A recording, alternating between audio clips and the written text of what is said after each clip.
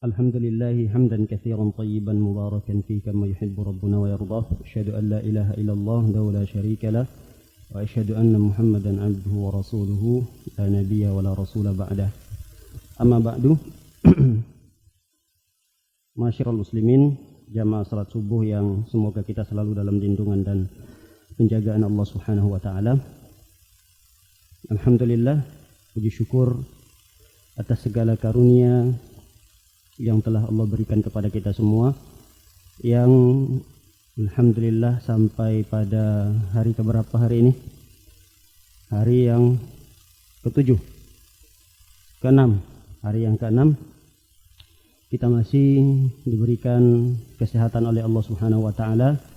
Semoga rangkaian ibadah yang kita lakukan di bulan Ramadan ini diterima di sisi Allah Subhanahu wa taala. Salawat dan salam tak lupa pula kita hadiahkan untuk Nabi kita tercinta, Nabi Muhammad sallallahu alaihi wasallam. Para hadirin yang dimuliakan oleh Allah Subhanahu wa taala, sebagaimana kita ketahui bahwa ini adalah majelis yang perdana ya, yang pertama sejak lockdown. Kita belum pernah. Bismillahirrahmanirrahim. Ini masya Allah adalah majelis yang ditunggu-tunggu oleh para penuntut ilmu, majelis di mana rahmat Allah, sakinah, ketenangan, para malaikat menaungi orang-orang yang ada di majelis ini. Inilah majelis di mana yang dirindukan oleh para penuntut ilmu. Semoga pagi hari ini majelis yang kita berada di dalamnya mendapatkan keberkahan Allah Subhanahu wa taala. Semoga kita pulang dari majelis ini selalu dalam naungan para malaikat, dan semoga Allah Subhanahu wa taala selalu menjaga kita dari setiap mara bahayanya. Amin ya rabbal alamin. Para hadirin dimuliakan oleh Allah Subhanahu wa taala, kajian kita pagi hari ini insyaallah tidak panjang, singkat saja. Kita akan membahas tentang bulan Ramadan adalah bulannya Al-Qur'an. Hal ini tentu berdasarkan firman Allah Subhanahu wa taala dalam surah Al-Baqarah ayat 185. Allah SWT berfirman, "Syahrul Ramadan alladzi unzila fihi al-Qur'an hudan lin-nas wa bayyinatin minal huda wal furqan." Kata Allah, bulan Ramadan adalah bulan di mana Al-Quran itu diturunkan. Lihat, Syahrul Ramadan lalu digandengkan oleh Allah Subhanahu wa taala dengan kata Al-Quran. Kenapa? Karena memang Al-Quran ini diturunkan pada bulan Ramadan. Lalu dikuatkan lagi oleh hadis Rasul sallallahu alaihi wasallam yang diriwayatkan oleh Wasilah bin Al-Asqa'. Nabi SAW bersabda, "Unzilat suhuf Ibrahim awwala lailatin min Ramadan." Suhuf Ibrahim itu lembarannya. Di zaman Nabi Ibrahim belum dijadikan satu jilid kitab atau wahyu yang Allah turunkan kepada Nabi Ibrahim. Beda dengan kitab-kitab yang lain yang kita ketahui seperti Taurat, Injil, Zabur. Kita akan mengetahui kitab yang diturunkan oleh Allah Subhanahu wa taala adalah Taurat, Zabur, Injil, Al-Quran. Padahal tidak hanya itu. Di antaranya adalah suhuf Ibrahim. Kata Nabi SAW, lembaran-lembaran Ibrahim, maksudnya wahyu-wahyu yang dituliskan oleh Nabi Ibrahim di dalam beberapa lembaran, itu diturunkan oleh Allah Subhanahu wa taala awwala lailatin min Ramadan, malam pertama di bulan Ramadan. Wa unzilatit Taurah, dan Taurah itu diturunkan pada hari ke-6. Hari ke-6 bulan Ramadan. Dan Injil diturunkan pada hari yang ke-13 dari bulan Ramadan. Wa unzilatiz Zabur. Kitab Zabur juga diturunkan di bulan Ramadan di hari ke-18. Lalu kemudian Al-Quran diturunkan oleh Allah Subhanahu wa taala li 24 khalat min Ramadan, yaitu di hari ke-24 bulan Ramadan. Dalam riwayat yang lain di malam Lailatul Qadar. Lailatul Qadar itu ya di 10 terakhir dari bulan Ramadan, dan ini dikuatkan oleh firman Allah Subhanahu wa taala, "Inna anzalnahu fi Lailatul Qadar." Berarti di 10 terakhir Ramadan diturunkannya oleh Allah Subhanahu wa taala Al-Qur'an ini. Baik. Tentu di bulan Ramadan ini banyak sekali amalan-amalan yang diunggulkan dan sangat dianjurkan untuk dikerjakan. Di antaranya adalah qiyamul lail, salat tarawih, kemudian bersedekah. Banyak amalan-amalan yang sangat ditekankan untuk dikerjakan oleh orang yang berpuasa. Namun di antara amalan tersebut adalah membaca Al-Quran. Hal ini dikuatkan oleh hadis Rasul sallallahu alaihi wasallam bahwa Rasulullah sallam menggandengkan kalimat Al-Quran dengan puasa. Itu artinya orang yang berpuasa dia tidak luput dari membaca Al-Quran. Orang yang berpuasa di siang harinya dia tidak akan terlepas dari ibadah membaca Al-Quran ini. Hadis yang diriwayatkan oleh Abdullah bin Umar radhiyallahu taala anhuma, annahu qala. Abdullah bin Umar bertutur bahwa Nabi sallallahu alaihi wasallam bersabda, "As-siyamu wal Qur'anu yashfa'ani lil 'abdi yaumal qiyamah." Sesungguhnya puasa, siam, wal Qur'an dan Al-Qur'an yashfa'ani lil 'abdi. Kedua amalan ini akan memberikan syafaat nanti kepada seorang hamba pada hari kiamat. Yaqulus siyam, puasa akan berkata. Lihat. Amalan puasa yang kita kerjakan nanti di hari kiamat dia akan diberikan kemampuan oleh Allah untuk berbicara. Puasa itu akan memberikan kesaksian kepada kita pada hari kiamat. Apa kata puasa? Ai Rabbi, wahai Tuhan, wahai Allah, mana'tuhu at-ta'am wasyahwat bin nahar fasyaffi'ni fihi.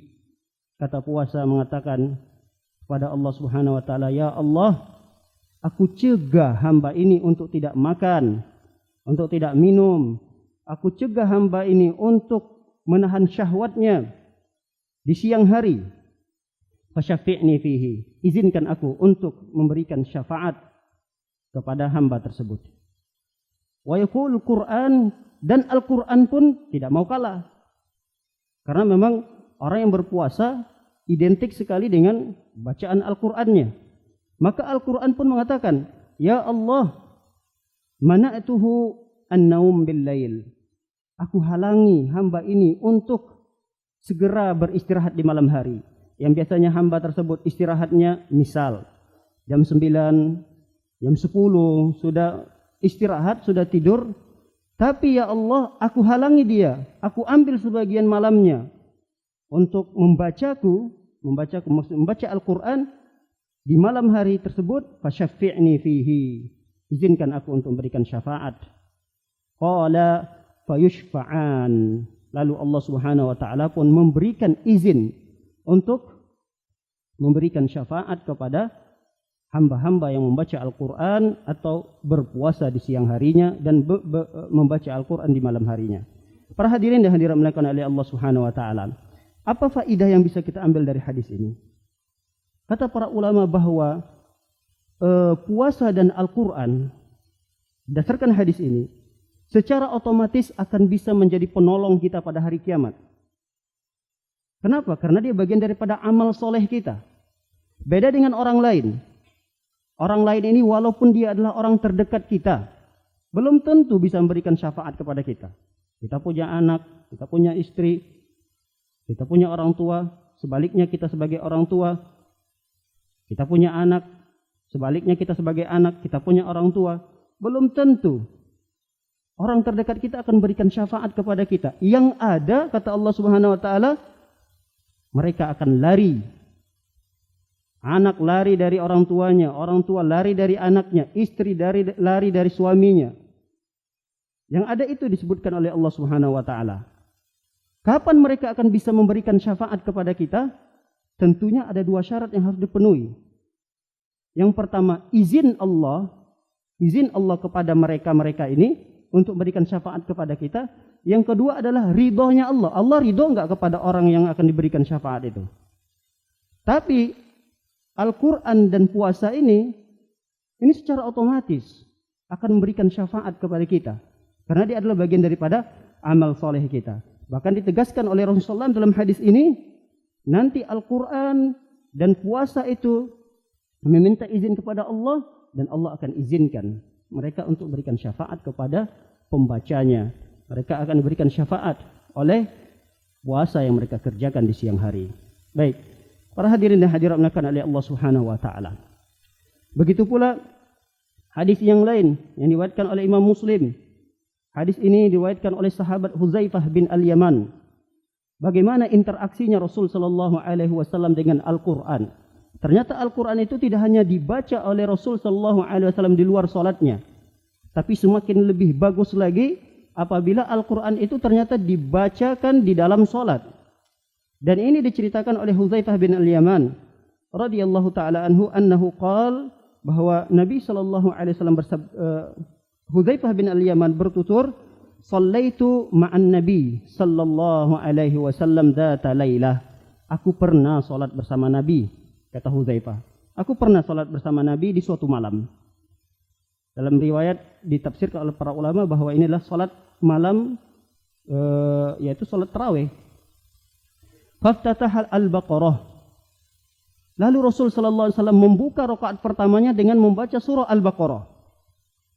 Lalu Huzaifah mengira ayat pertama, kedua, ketiga, dalam hati berbisik, paling Rasul sallallahu alaihi wasallam akan menyelesaikan rakaat pertama ini di ayat yang ke-100.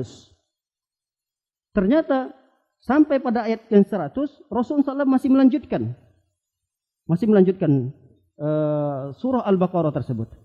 Lalu kembali Huzaifah mengira, paling Rasul sallallahu alaihi wasallam akan menyelesaikan rakaat pertama ini hanya surah Al-Baqarah saja.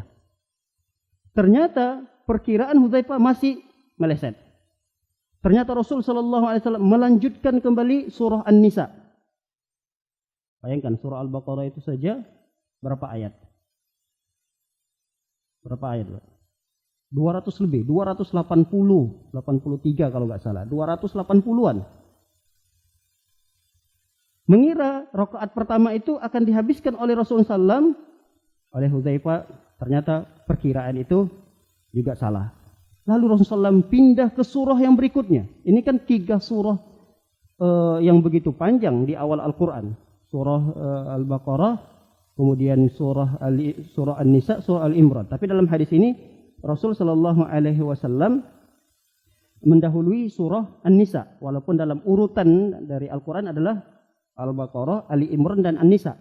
Tapi Rasul sallallahu alaihi wasallam dalam riwayat ini mendahului surah An-Nisa, baru kemudian beliau membaca Ali Imran. Nah, ini menunjukkan bahwa Nabi kita Muhammad sallallahu alaihi wasallam perhatiannya begitu besar terhadap Al-Quran, dan itu berlaku, artinya lebih ditekankan dan lebih beliau mefokuskan bacaan Al-Quran itu di malam harinya. Karena ada keutamaan-keutamaan tertentu memang. Bukan artinya tidak dianjurkan untuk membaca Al-Quran di siang hari. Dianjurkan. Namun lebih dianjurkan lagi apabila Al-Quran itu dibacakan di malam hari. Sebagaimana 2 hadis yang telah kita bacakan barusan. Hadis yang puasa dan Al-Quran beri syafaat, itu hadisnya menceritakan di malam hari juga baca Al-Qurannya. Kemudian hadis Huzaifah dan hadis-hadis yang lainnya banyak sekali menceritakan anjuran yang sangat ditekankan bagi seorang hamba untuk membaca Al-Quran di malam hari. Baik. Keutamaan membaca Al-Quran. Dan keutamaan ini tidak hanya fokus pada Ramadan saja. Keutamaan ini juga berlaku di luar Ramadan. Namun keutamaan ini akan lebih besar lagi apabila dibacakan di bulan Ramadan. Hadis yang pertama yang menceritakan tentang keutamaan ini adalah sabda Nabi sallallahu alaihi wasallam dalam sahihnya Imam Muslim. Nabi sallallahu alaihi wasallam bersabda, "Iqra'ul Qur'an fa innahu ya'ti yaumal qiyamati syafi'an li ashabi." Iqra'ul Qur'an. Bacalah Al-Qur'an, kata Rasulullah, karena sesungguhnya nanti Al-Qur'an itu datang pada hari kiamat sebagai syafi'. Syafi' itu pemberi syafaat. Li ashabi. Li ashabihi ini bukan hanya memiliki Al-Quran. Karena ada sebagian yang keliru menterjemahkan li ashabihi ini adalah pemilik Al-Quran. Bukan. Kalau pemilik Al-Quran, semua kaum muslimin punya Al-Quran. Bahkan lebih daripada 1. Tapi Al-Quran itu akan memberikan syafaat kapan? Ketika Al-Quran itu dibaca. Makanya Rasul SAW menegaskan di awal hadis ini, Iqra'u Al-Quran. Karena arti sahib itu kan sahibul Quran, seperti sahibul jawal, pemilik HP ini, pemilik HP. Sahibul Quran, pemilik Al-Quran, bukan maksudnya pemilik Al-Quran, tapi Al-Quran itu setelah dia miliki, tapi dia baca. Sehingga Iqra'ul Quran, kata Rasulullah, baca Al-Quran itu. Jika Al-Quran itu ingin menjadi syafaat bagi kalian. Tapi kalau Al-Quran itu hanya sekedar menjadi pajangan, apalagi sekedar sebagai hiasan dinding, sama sekali Al-Quran itu tidak akan berikan pertolongan pada kita pada hari kiamat. Kemudian hadis berikutnya, Nabi Shallallahu Alaihi Wasallam bersabda, "Man qara'a harfan min kitabillah falahu bihi hasanah." Siapa orang yang baca Al-Quran satu huruf saja, maka baginya satu kebaikan. Kata Rasulullah, "Wal hasanatu bi asyri amsalihha." Satu kebaikan itu akan dilipat gandakan menjadi 10. La aqul alif lam harfun, walakin alifun harfun, wa lamun harfun, wa mimun harfun. Aku tidak mengatakan, kata Rasulullah, alif lam mim itu satu huruf. Tapi alifnya satu, lamnya satu, mimnya satu. Kalaulah setiap satu huruf dikalikan 10 kebaikan, 10 pahala, berarti ketika kita melantunkan alif lam mim, kita sudah mendapatkan 30 pahala. Bisa kita bayangkan kalau kita lanjutkan, zalikal kitabu la raiba fi. Zalika, za, ada alifnya, ada lamnya, ada kafnya. Alkitab, alif, lam, kaf, ta, a, ba. Banyak sekali huruf-huruf yang telah kita lantunkan. Maka kalikan di setiap huruf itu 10 pahala. Dan hitung sekali duduk berapa halaman yang kita baca. Subhanallah, ini bukan pahala yang sedikit yang didapatkan oleh orang-orang yang bersama dengan Al-Quran. Baik, hadis yang berikutnya. Innallaha yarfa'u bihadzal kitab aqwaman wa yad'u bihil akharin. Nabi SAW mengatakan, di antara keutamaan baca Al-Quran adalah sesungguhnya Allah mengangkat sekelompok kaum dengan Al-Quran ini.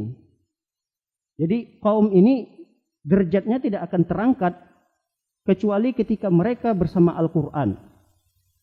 Membaca Al-Quran, ya terutama adalah mengamalkan Al-Quran, mempelajari Al-Quran. Gak mungkin dia bisa mengamalkan Al-Quran kalau dia tidak mempelajarinya terlebih dahulu. Maka kaum ini akan diangkat oleh Allah Subhanahu wa taala derajatnya kapan? Dia belajar Al-Quran, dia baca Al-Quran tersebut, dia amalkan Al-Quran itu. Dan ini terbukti janji Rasul sallallahu alaihi wasallam, kelompok kaum itu akan terangkat di dunia ini dan nanti di akhirat. Di dunia kita melihat bahwa orang yang menghafal Al-Quran itu lebih didahulukan. Derajatnya lebih tinggi daripada orang yang sedikit hafalannya. Kita mendahului seseorang menjadi imam, apakah orang yang usianya lebih tua dari kita? Tidak. Kita lebih mendahului, kita lebih mengutamakan orang yang lebih banyak hafalannya. Ini menunjukkan bahwa Al-Quran ketika berada pada diri seseorang, derajatnya terangkat. Ketika seorang meninggal dunia, seperti yang terjadi pada zaman Rasul sallallahu alaihi wasallam di peperangan Uhud, banyak para sahabat yang berguguran ketika itu. Terjadilah penguburan secara massal. Siapa yang didahului oleh Rasul sallallahu alaihi wasallam? Orang yang lebih banyak hafalannya. Rasul sallallahu alaihi wasallam mengatakan, siapa di antara mereka yang lebih banyak hafalannya? Fulan ya Rasulullah, dahului dia. Ini menunjukkan bahwa derajat seseorang itu terangkat ketika dia selalu bersama Al-Quran. Di dunia ini, ketika dia meninggal dunia, terlebih nanti ketika di akhirat. Di akhirat, derajat seseorang itu akan lebih tinggi di surga. Dan mungkin nanti akan ada hadis yang menceritakan tentang itu.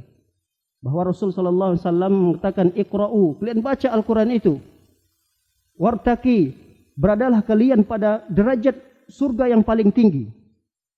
Sebagaimana kalian telah mentartilkan Al-Quran, ingatlah kata Rasulullah SAW bahwa kedudukan kalian di surga itu tergantung pada ayat yang terakhir kalian baca. Kalau di dunia ini kita membaca Al-Quran cuma sekian ayat, tidak banyak ayat yang kita baca, tidak banyak Al-Quran yang kita baca, ya derajat kita tentu tidak sama seperti derajat orang yang baca Al-Qurannya banyak. Kata Rasulullah SAW, inna manzilatika, sesungguhnya kedudukan kalian di surga itu tingginya tergantung pada ayat Al-Quran yang kalian baca. Makanya para ulama ada yang menafsirkan bahwa derajat surga itu memiliki derajat tingkatan-tingkatan, dan tingkatan derajat itu sesuai kata para ulama dengan jumlah ayat Al-Quran itu. Makanya dari hadis ini para ulama sangat menekankan bahwa jangan sampai kita meninggalkan wirid bacaan Al-Quran kita setiap harinya, baik itu di bulan Ramadan maupun di luar bulan Ramadan. Karena kita tidak tahu ajal kita itu sampai di mana. Semakin baik lagi apabila ajal kita menjemput, kita sedang membaca Al-Quran. Karena akan menjadi penentu sekali derajat kita di surga itu adalah pada ayat Al-Quran di mana yang kita baca. Baik. Para hadirin dan hadirin dimuliakan oleh Allah Subhanahu wa taala, Rasul SAW menjelaskan hal tersebut bahwa di surga memiliki derajat, dan tingginya derajat seseorang di surga itu ditentukan oleh Al-Quran atau ayat yang dia bacakan.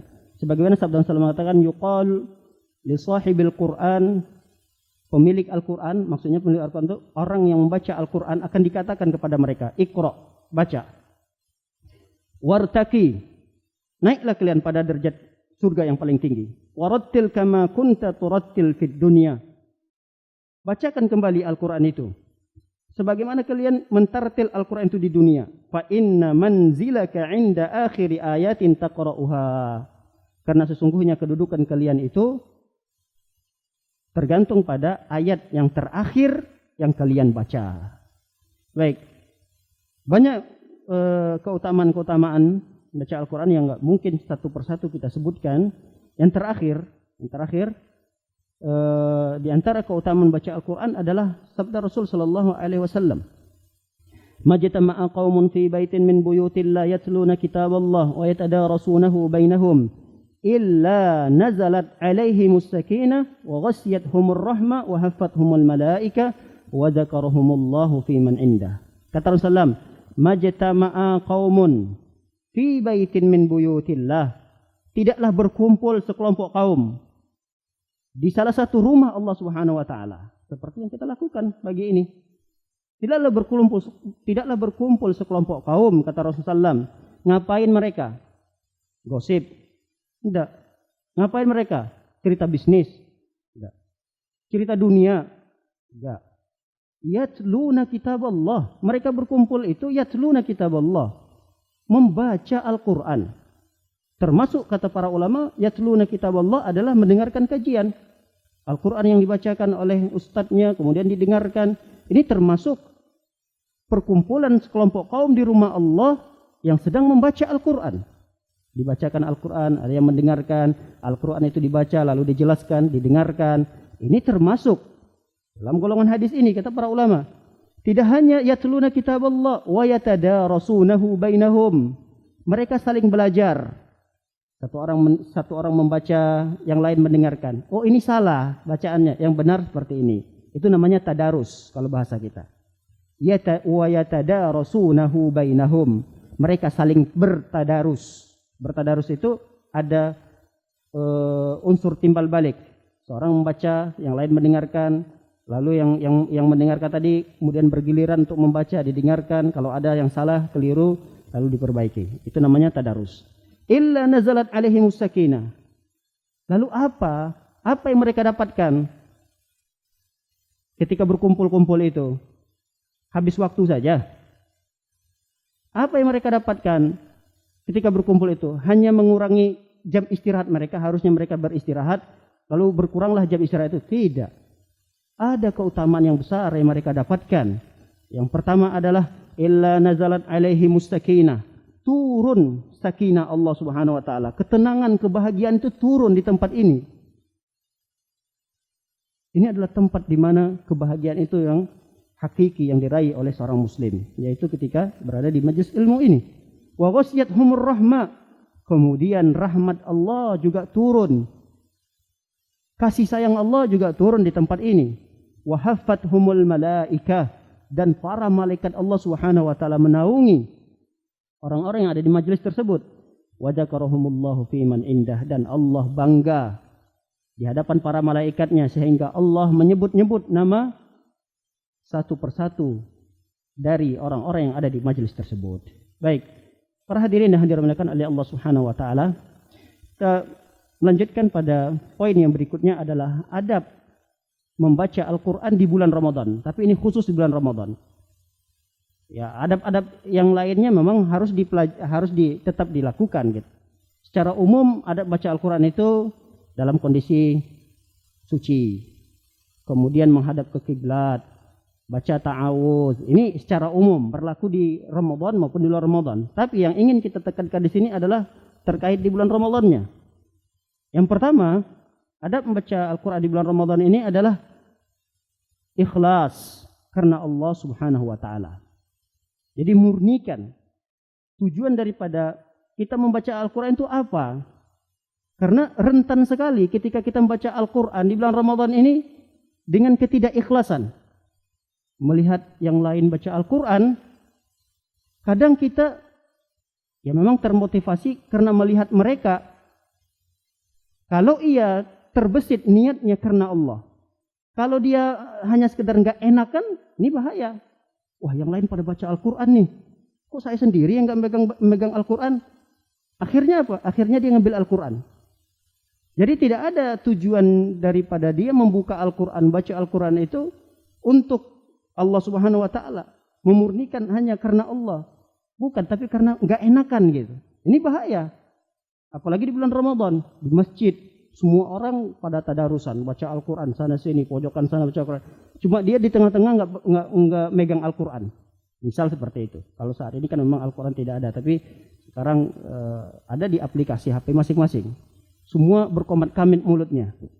Akhirnya dia juga ikutan. Kalau ikutannya itu dia perbaiki niatnya, dia niat terlebih dahulu bahwa saya baca Al-Quran memang karena Allah Subhanahu wa taala, bagus. Karena itulah yang dituntut bagi seorang ketika ingin baca Al-Quran. Kenapa berbahaya? Karena perhatikan hadis Nabi Shallallahu Alaihi Wasallam yang diriwayatkan oleh Imam Muslim. Nabi Shallallahu Alaihi Wasallam mengatakan, "Anna awwala man tusya'ru bihimun naru salasah." Ada 3 kelompok orang. Yang pertama sekali yang akan dibakar oleh Allah SWT dalam neraka. Ada 3 kelompok orang. Yang pertama sekali yang Allah campakkan ke dalam api neraka itu, ini 3 kelompok orang ini. Kita lihat siapa mereka. Di antaranya, satu di antaranya adalah kata Rasulullah SAW, rojulan qari'an lil Qur'an, yaitu kelompok orang yang bacaan Al-Qur'annya luar biasa. Sampai diberi gelar qari. Kalau bahasa kita qari ini kan bukan orang biasa. Bukan orang awam biasa. Qari. Ketika dia melantunkan Al-Qur'an itu matnya, hak-hak Al-Qur'an itu dia tunaikan, tajwidnya, tartilnya luar biasa. Itu namanya qari. Qari lil Qur'an, dia baca Al-Qur'an, suaranya bagus sekali. Nah, ini termasuk kelompok orang yang pertama sekali akan dibakar oleh Allah. Ternyata orang yang pertama sekali dibakar oleh Allah itu bukan pezina, bukan. Bukan orang yang bermabuk-mabukan. Bukan orang yang pertama yang akan dimasukkan oleh Allah dalam neraka. Tapi yang pertama sekali di antaranya dari 3 kelompok orang tersebut adalah orang yang pintar dalam membaca Al-Quran. Hafiz. Wa yuja'u bihi fayas'aluhullah. Maka kata Rasul sallallahu alaihi wasallam, laki-laki tersebut dipanggil oleh Allah Subhanahu wa taala. Sini, mana yang qari? Mana yang hafalannya banyak? Mana yang biasa sering membaca Al-Qur'an? Dipanggil oleh Allah, lalu kemudian Allah tanya. Apa kata Allah? An amalihi, tentang amalan ketika dia membaca Al-Qur'an tersebut. Dia menjawab. Seorang hamba yang qari tadi menjawab, qara'tu fikal Qur'an wa aqra'tuhu linnas. Ya Allah, aku membaca Al-Qur'an ini karenamu ya Allah. Bahkan aku ajarkan pula Al-Qur'an ini kepada manusia. Apa kata Allah? Kadzabta. Kamu dusta, kata Allah SWT. Kamu dusta. Wa taqulul malaikatu lahu kadzabta. Bahkan tidak hanya Allah, para malaikat yang ada di sekitar Allah Subhanahu wa taala pun ikut mendustakannya. Apa kata para malaikat? Kamu dusta, kata para malaikat. Wa innama qara'ta liqal huwa qari faqad qil. Kamu baca Al-Quran di dunia itu supaya mendapatkan gelar qari. Dan gelar itu kamu dapatkan kan? Kata Allah. Ketika seseorang baca Al-Quran, supaya dikatakan, oh ini ahli Al-Quran ini. Oh si fulan itu memang bagus baca Al-Qurannya. Nah ketika dia baca Al-Quran, dia lantunkan Al-Quran itu. Karena memang benar-benar ingin mendapatkan gelar di tengah masyarakat qari. Orang yang bagus bacaannya, orang yang banyak membaca Al-Quran, dia akan dapatkan predikat itu di tengah masyarakat. Tapi lihat, di sisi Allah Subhanahu wa ta'ala, Allah dustakan itu semua. Kamu bohong, kata Allah. Malaikat, kamu juga bohong, kata para malaikat. Kamu tidak membaca Al-Quran karena Allah Subhanahu wa ta'ala. Lalu kemudian, thumma yu'maru bihi fayushabu ilan nar. Lalu kemudian, si qari tersebut diseret dan dilemparkan ke dalam api neraka. Ini salah satu dari 3 kelompok tersebut. Baik, ini adab yang pertama, ikhlas. Karena sangat-sangat rentan sekali di bulan Ramadan ini seseorang itu membaca Al-Quran, dia tidak memperbaiki terlebih dahulu niatnya. Oleh karenanya di saat kita ingin membuka aplikasi kita di HP, aplikasi Al-Quran, yang pertama sekali kita perbaiki niat. Apa tujuan kita membaca Al-Quran ini? Karena di masjid inilah, dimanapun kita berada, di masjid ini, masjid di luar atau dimanapun, kadang habis sholat itu kita sering baca Al-Quran. Melihat juga di sana ada yang baca Quran. Nah, inilah perlunya kita perbaiki niat kita. Baik, yang berikutnya ada yang berikutnya berusaha untuk memperindah bacaan Al-Quran. Ini yang terkadang dilalaikan oleh sebagian kaum muslimin. Kurang berupaya untuk memperindah bacaan Al-Quran. Ada di antara kaum muslimin dia tidak malah sama sekali tidak bergerak lisannya. Tidak terlihat kumat kamit mulutnya dalam membaca Al-Quran. Ini keliru. Dia seperti, mohon maaf, seperti baca novel, baca koran. Ya kalau kita baca kan biasanya nggak keluar baca, misalnya baca koran lah. Kan padang yang terlihat hanya gerakan mata kita saja melirik. Nah dia melakukan hal tersebut pada Al-Quran. Tidak benar. Bahkan ada yang biasa-biasa saja dan tidak menunaikan hak-hak tajwid daripada Al-Quran. Ya ini terjadi pada sebagian kaum muslimin. Dan itu wal'iyadzubillah celakanya terjadi pada sholat. Kita melihat bacaan Al-Quran di dalam sholatnya amburadul, kemudian luar biasa kencang dan cepatnya tanpa memenuhi hak-hak daripada Al-Quran tersebut. Bayangkan ada orang baca Al-Fatihah cuma Alhamdulillahirabbil alamin amin. Apa yang dibaca seperti itu? Pahala apa yang dia dapat? Dia zalim terhadap Al-Quran. Al-Quran itu juga punya hak-hak yang wajib kita tunaikan. Maka Rasulullah SAW mengatakan, jangan mentang-mentang kita ingin mencapai suatu target di bulan Ramadan ini, minimal saya khatam 1 kali atau 2 kali, lalu kita tidak memenuhi hak-hak daripada Al-Quran itu. Kata Rasulullah, zayyinul Quran bi aswatikum, hiasi Al-Quran dengan suara-suara kalian. Jadi berusahalah kita untuk melantunkan Al-Quran itu dengan sebaik-baik suara yang kita miliki. Walaupun kita takut kecapean, ya minimal kita kecilkan suara kita, namun tetap harus terlihat atau terdengar minimal oleh telinga kita. Jadi bukan hanya sekedar bacaan di hati. Ada orang cuma sekedar melihat bacaannya saja. Jadi tidak terlihat komat kamitnya, yang baca hatinya. Maka sebenarnya seperti ini bukan termasuk adab yang benar dalam baca Al-Quran. Jadi kan membaca Al-Quran berusaha untuk mengeluarkan suaranya dan dihiasi dengan nada-nada yang kita bisa melakukannya. Baik, hadis yang berkaitan dengan ini juga adalah hadis Rasul sallallahu alaihi wasallam, al-mahiru bil Qur'an ma'as safaratil kiramil bararah. Orang yang mahir, yang jago dalam melantunkan Al-Qur'an dengan tajwid-tajwidnya, yang tartil dia baca, walladzina yaqra'una al-Qur'an. Mereka-mereka seperti ini adalah orang yang bersama nanti para malaikat. Walladzina yaqra'una al-Qur'an. Adapun orang yang kedua, ada model orang yang kedua, wa yatata'u fihi, terbata-bata dalam baca Al-Qur'an. Tapi tetap dia harus baca gitu. Bukan hanya sekedar dia lihat ayat-ayat dalam Al-Qur'an, tidak. Dia harus ucapkan walaupun terbata-bata di beberapa ayat. Kata Rasulullah, wa yatata'u fihi. Apalagi kita orang Indonesia yang lisan kita ini bukan lisan orang Arab. Berat lisan kita ini untuk mengucapkan ayat demi ayat dari Al-Quran itu. Beda dengan orang Arab. Sebaliknya kalau orang Arab misalnya berbahasa Indonesia lucu, agak berat dia mengucapkan huruf-huruf itu. Maka jelaslah ada sekelompok orang yang memang mungkin ketika membaca Al-Quran terbata-bata. Maka kata Rasulullah tidak hanya terbata-bata, wa huwa alaihi syak, berat bagi dia untuk mengucapkan itu. Lahu ajran. Orang yang seperti ini tetap mendapatkan 2 pahala. Pertama, pahala dia membaca. Kedua, ketika dia berat dan terbata-batanya itu usaha dalam dia menyebutkan, membaca Al-Quran itu juga dapat pahala. Dia ada 2 pahala yang dia dapatkan. Baik. Yang ketiga, belajar cara baca Al-Quran yang benar. Jadi, target perlu. Namun, jangan sampai kita melupakan adab yang ketiga ini. Kita tetap harus belajar. Belajar cara membaca Al-Quran yang benar. Apalagi di zaman sekarang sangat mudah sekali untuk mengakses bagaimana cara belajar. Dan tidak mesti harus bertatap muka. Imma kita yang akan menelpon guru kita atau kita minta guru kita yang datang ke rumah. Sekarang Masya Allah fasilitas sangat mudah untuk belajar Al-Quran. Oleh karena itu, maka hak Al-Quran yang berikutnya adalah kita harus berusaha untuk belajar cara baca Al-Quran yang benar. Jangankan kita, Nabi SAW saja masih tetap belajar.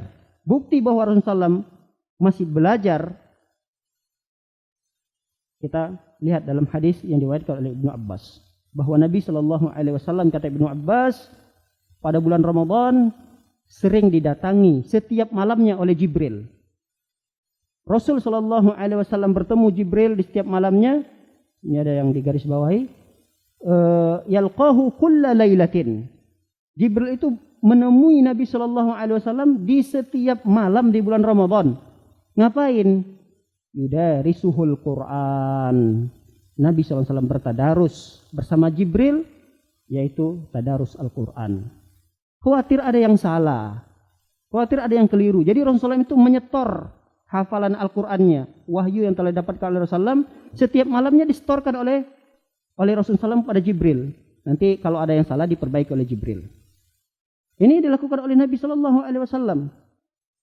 Maka tahun ini memang tidak bisa kita lakukan. Kalau tahun-tahun Ramadan yang lalu, Masya Allah, kita punya majelis-majelis Al-Quran.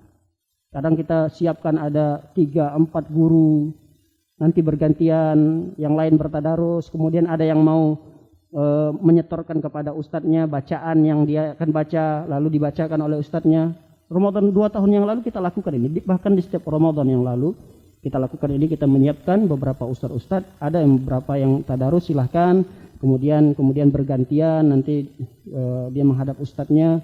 Ini sangat bagus sekali, karena kalau kita membaca sendiri kita nggak tahu apakah bacaan kita itu benar atau salah, karena nggak ada yang mendengarkannya. Mungkin tahun ini ya sulit gitu untuk kita adakan karena kondisi yang tidak memungkinkan.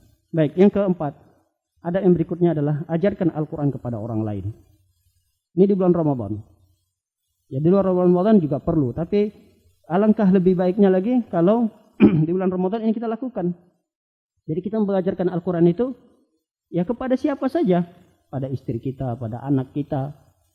Kenapa? Karena kata Rasulullah SAW, khairukum man ta'allamal Qur'an wa 'allamahu. Sebaik-baik kalian itu adalah orang yang belajar Al-Quran dan mengajarkannya. Jadi tidak mesti orang yang terbaik itu adalah orang yang mengajarkan. Tapi kata Rasulullah, orang yang terbaik di antara kalian adalah orang yang belajar juga terbaik. bukan hanya mengajarkan. Makanya kata para ulama bahwa khairiyah, kebaikan dalam Islam ini itu tidak ditentukan oleh nasab, oleh keturunan, tidak. Seseorang itu dinilai baik dalam Islam ini bukan karena harta benda yang dia miliki. Dalam Islam ini orang terbaik bukan karena pangkat yang dia miliki, bukan. Makanya di masjid ini semua kita sama. Siapa yang lebih tinggi di sini? Ya, siapa yang kita tunjuk sebagai imam, karena memang dia yang lebih banyak hafalannya. Derajatnya terangkat karena Al-Quran. Semua kita di sini kalau sudah masuk ke rumah Allah, pangkat kita tinggal. Bintang apapun kita itu enggak ada di hadapan Allah Subhanahu wa taala. Apapun jabatan kita di perusahaan kita itu tidak ada. Tidak ada apa-apanya di rumah Allah ini. Maka siapa yang terbaik di rumah Allah Subhanahu wa taala ini adalah orang yang belajar Al-Qur'an dan yang mengajarkannya. Itulah yang terbaik di sisi Allah Subhanahu wa taala. Makanya kata para ulama, siapa saja yang berinteraksi dengan Al-Qur'an, dialah orang yang terbaik. Lihat, Al-Qur'an ini diturunkan kepada malaikat. Maksudnya melalui malaikat. Al-Quran ini diturunkan melalui malaikat. Dan malaikat itu ditunjuk adalah malaikat Jibril. Dari sekian miliarnya malaikat di langit tidak terhitung. Tidak, kalau miliar kan berarti mesti terhitung. Dari sekian malaikat yang tidak terhitung jumlahnya, maka malaikat yang terbaik adalah malaikat Jibril. Melalui malaikat Jibril Al-Quran itu diturunkan. Lalu Al-Quran itu diturunkan kepada siapa? Nabi kita Muhammad sallallahu alaihi wasallam. Manusia yang terbaik dari zaman Nabi Adam nanti, yang dulu dari zaman Nabi Adam sampai nanti manusia terakhir pada hari kiamat, maka Nabi Muhammad sallallahu alaihi wasallam adalah sosok makhluk manusia yang paling terbaik. Kenapa? Akibat daripada Al-Quran. Lihat, Al-Quran itu diturunkan kapan? Di bulan Ramadan. Dari 12 jumlah bulan dalam setahun, maka bulan yang terbaik dari 12 bulan itu adalah bulan Ramadan. Dari satu bulan-bulan Ramadan itu, ada satu malam yang terbaik. Dari sejumlah satu bulan Ramadan itu, maka ada satu malam yang terbaik, yaitu malam Lailatul Qadar. Karena malam itulah Al-Quran diturunkan oleh Allah Subhanahu wa taala. Lalu Al-Quran itu dibaca oleh hamba-hamba Allah Subhanahu wa taala. Dipelajari, diajarkan. Maka dari sekian hamba-hamba Allah Subhanahu wa taala, dari sekian ribuan, ratusan, bahkan miliaran jumlah umat Nabi Muhammad sallallahu alaihi wasallam, yang terbaik di antara mereka adalah yang belajar Al-Quran dan mengajarkannya. Ya, bisa jadi maksud daripada kata para ulama belajar Al-Quran dan mengajarkan ini adalah orang-orang yang duduk di majelis ilmu. Maka bergembiralah kita. Kita termasuk orang-orang yang terpilih oleh Allah Subhanahu wa taala dari sekian juta 200 atau berapa jutaan lah yang ada di Duku Bima ini misalnya. Alhamdulillah. Atau di sekitar Duku Bima ini, kita termasuk orang yang terpilih, orang yang terbaik di sisi Allah Subhanahu wa taala. Ketika kita bersama Al-Quran, posisi kita sebagai suami, kita suami yang terbaik. Kita sebagai anak, anak yang terbaik. Kita sebagai warga, warga yang terbaik. Kita sebagai karyawan, karyawan yang terbaik. Kapan itu? Ketika kita bersama Al-Quran. Baik. Yang kelima, tadabbur Al-Quran. Jadi di bulan Ramadan ini jangan juga sampai hanya sekedar fokus baca, ya. Minimal ketika kita membaca Al-Quran itu adalah satu kata, dua kata yang kita juga tadabburi. Jadi jangan sekedar membaca terus baca sehingga kita meninggalkan mentadabburi Al-Quran ini, menghayati. Minimal satu kata, misal kalau kita sampai pada surah Al-Ikhlas misalnya. Qul huwallahu ahad, Allahus samad. Ada kalimat somadnya, as-somad. Apa sih arti as-somad? Kita lihat terjemahannya. Nah, ini juga termasuk bagian daripada tadabbur. Jadi ini sebaiknya juga dilakukan karena ini sebagian adab ketika kita membaca Al-Quran.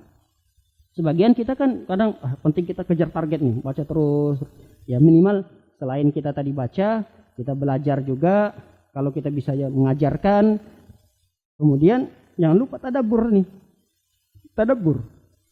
Tadabburi, oh ada kayak kata asing gitu. Kata asing. Tapi kata asing ini kadang sering terdengar. Apa salahnya kita buka terjemahannya? Kalau bisa mungkin kita buka tafsirnya. Apa sih kata ini maksudnya? Sering banget terdengar gitu. Ini sangat bagus sekali. Baik. Kemudian para hadirin yang hadirkan oleh Allah Subhanahu wa taala, apakah sunnah kita mengkhatamkan Al-Qur'an di bulan Ramadan ini? Ya, yang sunnah itu memang memperbanyak baca Al-Qur'an. Tentu orang yang memperbanyak Al-Qur'an akan banyak dalam mengkhatamkan Al-Qur'an. Maka kata para ulama ada yang mengatakan sunnah mengkhatamkan Al-Qur'an ini minimal sekali di bulan Ramadan. Sebagaimana hadis Rasul sallallahu alaihi wasallam diceritakan bahwa Jibril kana ya'ridu 'ala Nabi sallallahu alaihi wasallam Quran kulla 'amin marrah.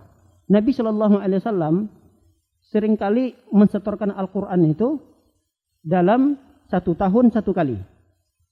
1 tahun 1 kali. Rasulullah itu menyetor Al-Qur'an tentunya sampai di mana baru Al-Qur'an itu turun. Misalnya Al-Qur'an itu turun sampai sekian. Jadi semuanya itu disetor oleh Rasulullah setiap tahunnya kepada Jibril. Lalu kemudian fa'aradu 'alaihi marratain, dan Rasulullah menyetorkan Al-Qur'an itu diselesaikan Rasulullah hafalannya Al-Qur'an itu dalam tahun yang terakhir di mana Rasulullah akan wafat 2 kali. Jadi setiap tahunnya Rasulullah biasanya 1 kali, dan tahun terakhir Rasulullah SAW akan meninggal dunia tahun tersebut Rasulullah menyetorkannya sampai 2 kali. Maka dari hadis ini sebagian para ulama menyebutkan bahwa di bulan Ramadan ini minimalnya target kita adalah 1 kali khatam Quran. Kita tidak perlulah sampai seperti Ibrahim An-Nakhai. Ibrahim An-Nakhai ini diceritakan bahwa beliau menceritakan bahwa Al-Aswad, seorang salafus saleh, yakhtimul Quran, dia mengkhatamkan Al-Quran. Lihat, di bulan Ramadan ini 2 malam. Dalam 2 malam, 2 hari 2 malam dia selesai baca Quran. Lihat, Qatadah, dia mengkhatamkan Al-Quran. Qatadah rahimahullahu ta'ala, dia mengkhatamkan Al-Quran 1 kali khatam selama 7 hari. Itu di luar bulan Ramadan. Ketika di bulan Ramadan, beliau mengkhatamkan Al-Quran setiap 3 hari. Dan nanti di 10 malam terakhir, beliau mengkhatamkan Al-Quran di setiap malamnya. Lihat, semakin meningkat. Mujahid rahimahullah ta'ala, annahu kana yakhtimul Quran, beliau mengkhatamkan Al-Quran di bulan Ramadan setiap malam. Berarti kalau dia 30 hari Ramadannya 30 kali khatamnya. Kemudian Mujahid juga menceritakan bahwa Al-Ali Al-Azda'i, beliau ini mengkhatamkan Al-Quran juga setiap malam. Ar-Rabi' bin Sulaiman menceritakan bahwa Syafi'i, imam kita, Imam Syafi'i rahimahullahu ta'ala, mengkhatamkan Al-Quran di bulan Ramadan sittina khatmah, 60 kali. Berarti 1 malamnya 2 kali. Qala Al-Qasim Ibnu Hafiz Ibnu Asakir, kana abi, dia menceritakan ayah saya dulu muwadhiban, terus bersama Al-Quran pada salat berjamaah, kemudian membaca Al-Quran. Beliau ini, ayahnya ini, kata beliau, mengkhatamkan Al-Quran di setiap Jumatnya, berarti 1 minggu sekali khatam Quran. Kemudian masuk bulan Ramadan, beliau mengkhatamkan Al-Quran itu 1 kali 1 malam. Ya, kita tidak bisa sampai target ini, ya minimal kata para ulama ya 1 kali. Target kita 1 kali. Baik, bagaimana kita bisa mengkhatamkan Al-Quran minimal 1 kali? Di sini ada beberapa yang dibuat ya, tabel dibuat oleh para ulama. Ada target kita 1 kali, ada 2 kali, ada 3 kali. Nah, kalau 1 kali kita jadwalkanlah sesuai dengan jadwal sholat. Biasanya seperti itu, lebih mudahnya sesuai dengan jadwal sholat. Ada fajar, sholat subuh, ada zuhur, ada asar, ada maghrib, ada isya. Nah, kalau kita mau 1 kali ini marratan wahida, 1 kali, maka habis salat fajar itu minimal 4 halaman, 2 lembar target kita. Zuhur 2 lembar, asar 2 lembar, maghrib 2 lembar, isya 2 lembar. Tapi kita komitmen gitu. Istiqomah. Insya Allah kalau kita bisa menjadwalkan seperti ini, istiqomah, jangan kita tumpuk. Kalau udah numpuk nanti udah berat. Udah berat ini. Nah, jadi kalau misalnya beratnya di maghrib, nggak bisa nih, nggak tercapai target kalau habis maghrib kita baca karena masih banyak hidangan-hidangan belum tercicipi gitu. Wah, nggak bisa nih. Berarti nanti harus langsung diqadha. Kapan qadhanya? Ya isya. Oh, isya juga nggak bisa, nggak sampai target. Habis isya itu langsung tarawih.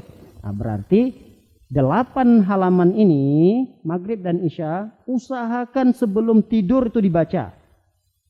Insya Allah kalau ini bisa kita istiqomah dalam berkomitmen, insya Allah ini 1 kali akan tercapai. 1 kali akan tercapai. Enggak berat ini. 4 halaman ini enggak berat. 4 halaman 2 lembar doang. Habis subuh bahkan kita bisa lebih daripada 2 lembar habis subuh. Karena panjang sekali waktu habis subuh itu. Nah kalau kita 2 kali, mau pengen 2 kali khatam, ya berarti setiap selesai sholat itu 8 halaman. Kalau mau 3 kali ya 12 halaman. Kalau ini berat semua ya kita ambil yang paling atas saja. Nah itu marratan wahidah saja. 1 kali khatam Al-Quran. Baik, demikianlah kajian singkat ini. Mudah-mudahan bermanfaat. Semoga apa yang kita kaji pada pagi hari ini mendapatkan sedikit ilmu dan mudah-mudahan kita bisa amalkan dalam kehidupan kita sehari-hari, khususnya di bulan Ramadan ini. Semoga Allah Subhanahu wa taala memberikan kekuatan kepada kita, kemudahan dalam melakukan semua aktivitas terutama aktivitas ibadah kita, dan semoga Allah Subhanahu wa taala menerima amal soleh kita. Semoga Allah Subhanahu wa taala selalu melindungi dan menjaga kita. Semoga Allah Subhanahu wa taala memberikan kesehatan bagi orang-orang yang diberikan penyakit oleh Allah Subhanahu wa taala. Amin ya rabbal alamin. Subhanakallahumma bihamdika asyhadu an la ilaha illa anta astaghfiruka wa atubu ilaik. Akhiru da'wana. Assalamualaikum warahmatullahi wabarakatuh.